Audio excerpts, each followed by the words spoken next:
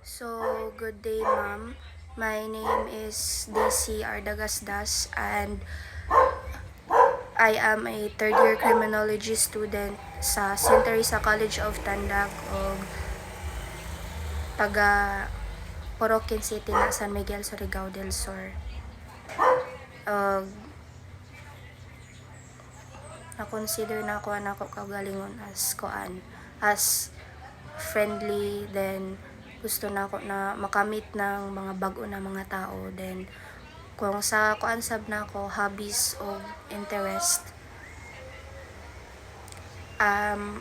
mag-watch ng movies, teledrama, and ML, Mobile Legends, and also magluto, cooking. And ang naka-unique para sa ako kay na ako da mahilaong kay kuan ang pagtabang na ako sa uban na tao bisan yaon na ako sa kalisod, then na pili good na ko ang kuan criminology kay tungod kay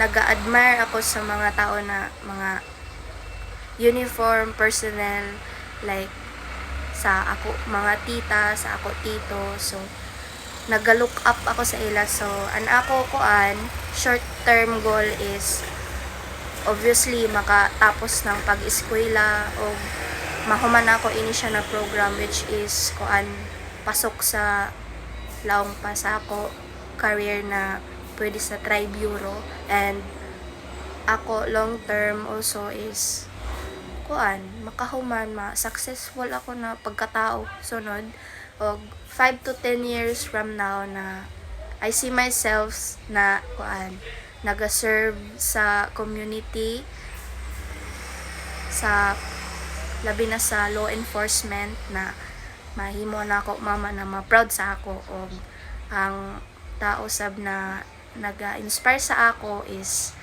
my mama, because even though na kuan like yaon na siya sa kalisod, siya nagabuhi sa ako, like yan gapon siya nakapalipod sa ako ug naga-support sa ako bisan una akong gikuan. Then ang isa ka importante na desisyon na ako nagipili kay kuan ini na program na which is na commit na ako kaugalingon para mahimo na laong pa na mahimo na better version sa ako kaugalingon. Then kuan sa opportunity sub kuan naka-lead na ako ng mga activities sa school St. Teresa, especially sa ako organization na yaon ako kuman. And ang yaon na experience na tudloan gid ako sa mga importance ng like yan teamwork, communication, o labi na yaon sa maminaw sab ko sa kuan ideas ng lain. And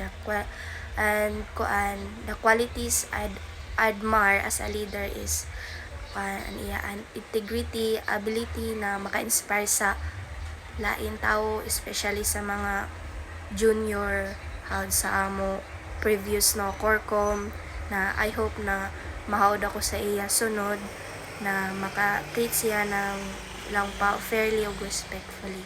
And as a future law enforcement, I want to serve o to protect sa the people's right na nanginahanglan. O kuan what motivates me is kuan to keep moving forward kay my dream for giving my mama a better life or better future. Og ang legacy na I would like to leave is kuan na mahinumduman ako as sa katao na laong pa may honesty o compassion sa iya gihimo. Then sa ako future self anak ko na mahilaong kay never give up in our or in your dreams, and stay humble always, and remember kung haing kaw gagikan, haing kaw gauna. Amo da, thank you ma'am.